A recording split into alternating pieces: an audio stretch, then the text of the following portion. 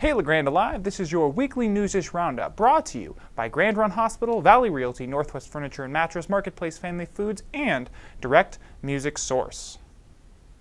You know, you may not like a lot of elements of small town life, but there are a few positives. Like, for example, when you jaywalk, instead of calling the police, people will actually wave you on by. Like not playing gunshot or firework game every night at your home. Or, like if you get cancer or if you have a brain aneurysm, your friends and loved ones may just step in and host an event to raise money to help you out and cover the medical costs of your recovery. And that's exactly what's happening this weekend at not one, but two silent auction events going on both Saturday and Sunday. Both are being held as fundraisers for people who are having a hard time with health, and we scored interviews with people from both events helping to coordinate them. I have had colon cancer for about 3 years. So I was deemed cancer-free, and then about a year ago I found out that it had metastasized. I actually had to have my thyroid taken out because it went to my thyroid, which is very rare. About 1 to 3% of the people get that. And then I got pneumonia and found out I had it in my lungs. Tyson Johnson, who is Sean's brother-in-law, had a brain aneurysm and was life-flighted out. He has a wife and 3 kids, and he actually works in the auto body shop at Goss Motors, and he may never work again. You know, I mean, he's got a long road to recover. Sure. I mean, I think so. Corey Bevel and his family, he was diagnosed with cancer. He had a kidney removed in July. He's had a good prognosis since then, where they think that they've gotten most of the cancer after removing the kidney. But when it first happened, we knew that he'd be missing work. And then he's got a 5-year-old son, Braden, and a 1-year-old son, Kaysen, and a wife, and that he'd be without work, and insurance never covers everything. So. Sure. Essentially, there are 2 events going on this weekend, fundraising to help local people in a health crisis. At both events, there will be food, beer, and a silent auction. At Lori Mack's event, they're auctioning off a puppy, a real live greyhound puppy, plus hundreds of other items. Lori Mack's event is Saturday at Benchwarmers Bar and Grill from 6 to 10 p.m. and Tyson Johnson and Corey Bevel's event is from 2 to 8 p.m. on Sunday at Riverside Park. Both events are family friendly. So if you want a puppy or a hot dog, you should go down and support these events this weekend. They're for a good cause, and the people who organize them put a lot of hard work into it. Plus, I'll personally interview the person who buys the puppy at Lori's event on thegrandalive.tv. LeGrand Alive, we love puppies too. The season of really bad suits, haircuts, and lesser of two evils dichotomies is upon us. Politics is in full swing, both local and national. And at LeGrand Alive, we've scored a couple recent interviews with some political candidates, including Bud Pierce, the GOP gubernatorial candidate for the state of Oregon, and Steve Clemens, one of the candidates for the LeGrand mayoral race.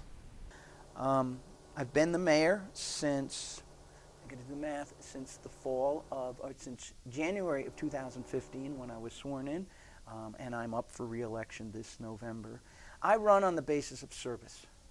I run, I believe in a concept called servant leadership, where I am here to give back to the community more than taxes or more than my economic contribution to the community. I give back in the leadership qualities and knowledge that I have.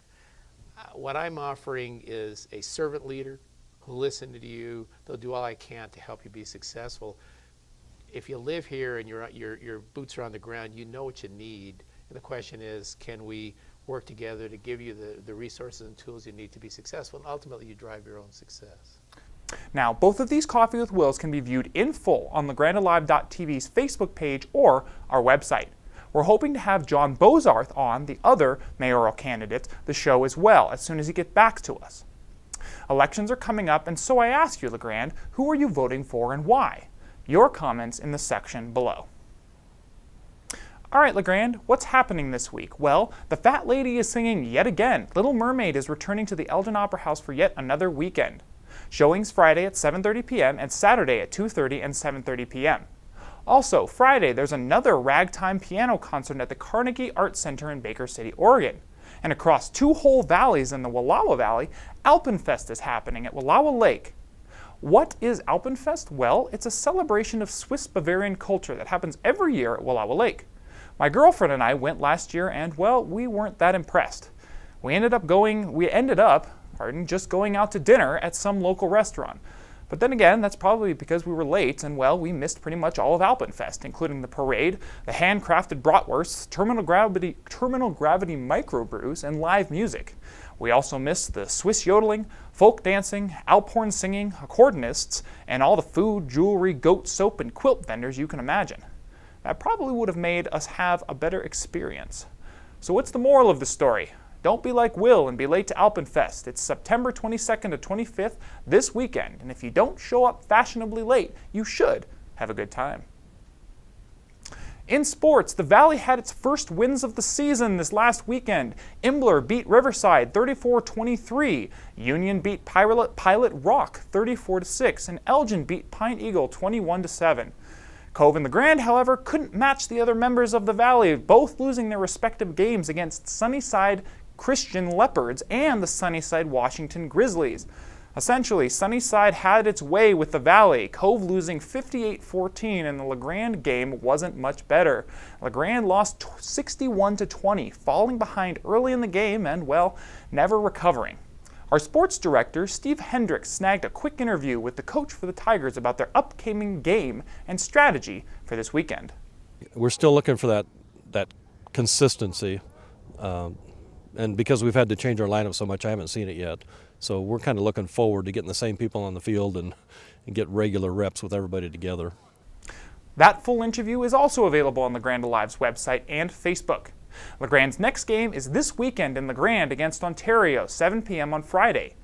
Also, Imbler plays Imbler plays Hepner at Hepner, same time, same place.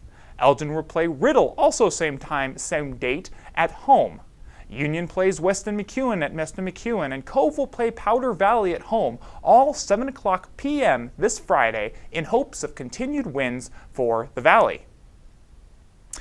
The EOU football team didn't have a great weekend either. They lost 20-7 to their out-of-state rival, University of Idaho, falling behind after an early game touchdown. The rest of the game, according to the EOU Sports website, was a rainy downhill slope as the Vandals scored 3 more touchdowns after the first quarter to polish off the ailing EOU team. EOU is now 2-1 overall and for the Frontier Conference. Next game, they're going to play Montana Tech at home Saturday at 1 p.m. The EOU volleyball team, on the other hand, is smashing it, quite literally. On Sunday, they trashed Evergreen State 3 games to none, 25-16, 25-15, 25-13, notching up the margin incrementally as the night went on. They are still 6th in the NAIA Coaches Top 25 poll and will play Warner Pacific and Multnomah University this weekend, Friday at 7 p.m. and Saturday at 5 p.m. respectively. And that's your weekly roundup. This roundup was brought to you by the Grand Ronde Hospital, Valley Realty, Northwest Furniture and Mattress, Marketplace Family Foods, and Direct Music Source. Tune in for more local content. I'm Will Bowman.